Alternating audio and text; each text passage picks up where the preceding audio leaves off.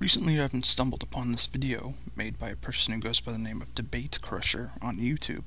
This person's taken a clip from the video in the series by Thunderfoot called Why Do People Laugh at Creationists, which quite thoroughly trounces on the menial whinings and arguments put forth by creationists by waving reason and blatant proof of their factual errors in their faces. In the video we will be looking at, Mr. Crusher plays a clip from Thunderfoot's video mentioning the advances in human civilization and reality that science is responsible for, and stops the video in the process to assert that the creators of the principles, practices, or technologies were creationists. I'm not sure how this even makes any real controversy on the subject, considering the scientists used the scientific method to come to their conclusions and not the idea of creationism.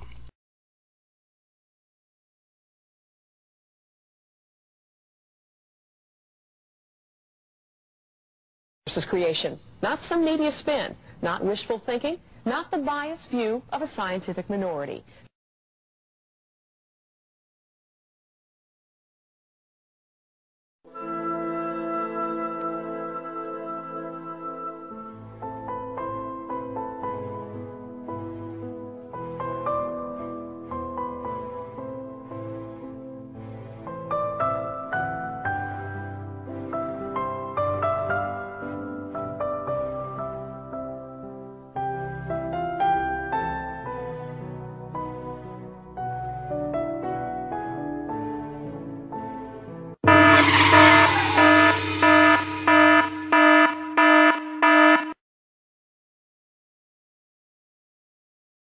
In a lecture he gave at Sorbonne in 1864 covering the spontaneous development of fermenting microorganisms in a fermenting solution within a sealed flask, Pasteur remarked, "Never will the doctrine of spontaneous generation recover from the mortal blow struck by this simple experiment."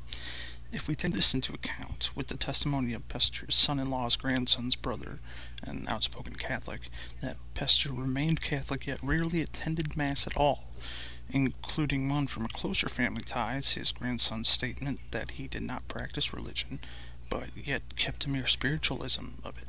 And taking all this into account, we can reasonably assume that Pasteur believed in the scientific method to ascertain the truth, yet left a certain margin for the unknown and mysterious. It says nothing of his belief in creationism. And even if this assumption is wrong, Pasteur did not use creationism to come to his conclusions about microorganisms, or use creationism in his experiments to prove these things to others. He used the scientific method to do so, not some 2,000-year-old story. Also, while Pasteur did invent the process for vaccination, he had nothing to do with creating the vaccinations for polio. Pasteur is most famous and well known for driving a vaccination for smallpox and anthrax, moving on to preventing these two diseases in cattle, the bovine version of smallpox being cowpox. I'm going to assume they didn't have a very complicated naming convention back then. A man named Jonas Salk invented the polio vaccine in the early 1900s. Moving on.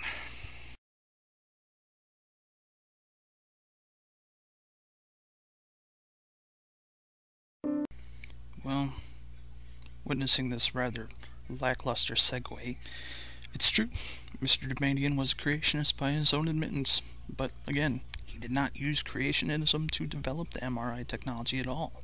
In fact, there is speculation as to whether his absurd beliefs were actually detrimental to his career, as one in 2003 when two others were awarded the Nobel Peace Prizes for their own research in the MRI field, Demadian was not included. Although this really doesn't seem to bother him, as in October of the previous year, Demadian stated, "Before this happened, nobody ever said to me they will not give you the Nobel Prize for Medicine because you are a creation scientist.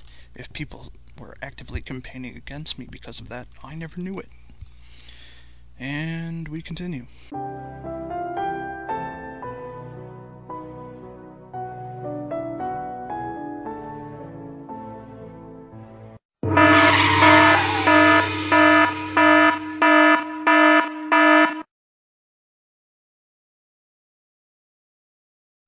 Okay, that's annoying. From now on, I'll spare you the lame nuclear reactor meltdown horn or whatever. I will now be replacing that with the scream of Democratic National Committee head and then presidential hopeful Howard Dean. Why? Because it's as loud and annoying as the alert horn, but also 100% more hilarious.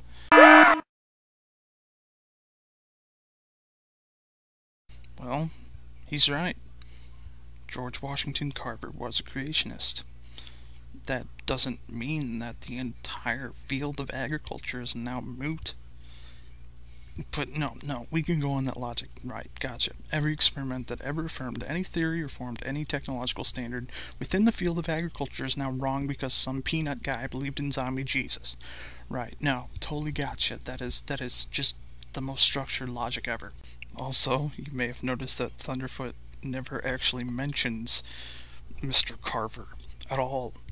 Sure, it's in the same general field as the Haber-Bosch process, but that's about it. The process in question uses atmospheric nitrogen reacting with hydrogen by way of an iron catalyst to produce ammonia. Producing ammonia at an industrial rate was extremely difficult beforehand, and after mastered, produced fertilizer that would vastly expand the amount of food available to the world's population. You most certainly owe your life and the ability to produce such videos many times over to this process. We will now continue with a very spectacular rocket launch. Ooh.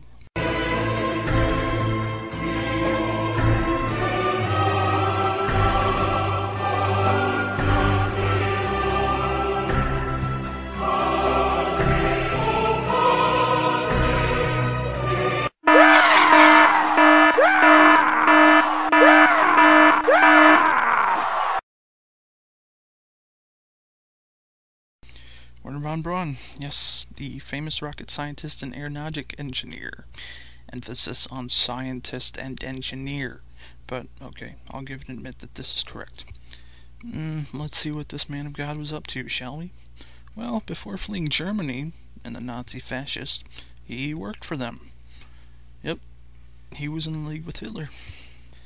The first combat A4, renamed the V2, was launched towards England on September 7th, 1944, only 21 months after the project had been officially commissioned. Von Braun's interest in rockets was specifically for the application of space travel, which led him to say on hearing the news from London, "The rocket worked perfectly except for landing on the wrong planet." He later described it as his darkest day. Keep this in mind, that his darkest day was seeing the failure of a fundamentally flawed space delivery system for the Nazis.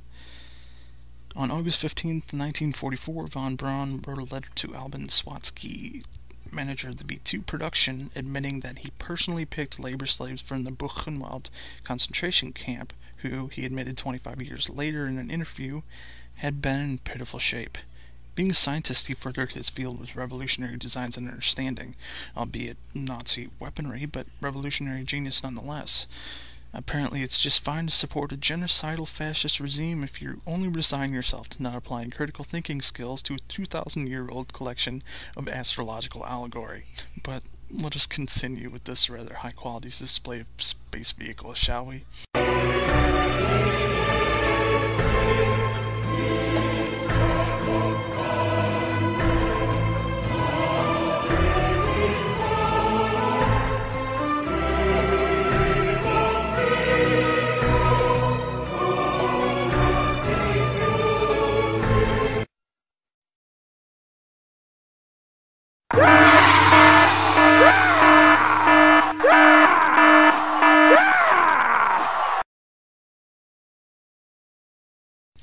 This is Isaac Newton. He was born on January 4th, 1643 in England. He died on March 31st, 1727 in England. I guess the man didn't travel. Well, actually, he was a rather peculiar person. He had only one love affair in his life, didn't sleep but for 4 to 5 hours a day, if even that, and was reportedly pathologically unable to have small talk with anyone. He was also said to lock himself up in his house with only his work for months at a time. It's been put forth that Newton might have been an autistic, but as we know, there weren't TVs back then, so we can't give him the time for a Wapner test to prove it. Anyways, getting back to the point, Isaac Newton, who you put forth as creationist, is only the man who penned the most important and influential book in science. Let me say it again, the most important and influential book in science. Also, for the man you're putting forth as a creationist, Evidently he was doing a pretty poor job of it. You see, he spent his entire life trying to put an order to the world and make sense of it in not only numerology, but in a concrete sense that humans everywhere could understand. When he was born, people were still teaching Aristotle, and when he died, he was hailed as a genius that revolutionized the way humans look at the world. DebateCrusher, you have the absolute right to post your video, just as I have the absolute right to post this. You do. I will defend your right to do so to the death. However, I suggest you pick up several history, science, physics, and philosophy books and do some learning before you go making frankly idiotic assertions that science is somehow irrelevant. The people mentioned didn't use religion to come to their conclusions. They used a wondrous organ called the human brain. They did not look for answers to their questions in a parable. And your life is better off because of it.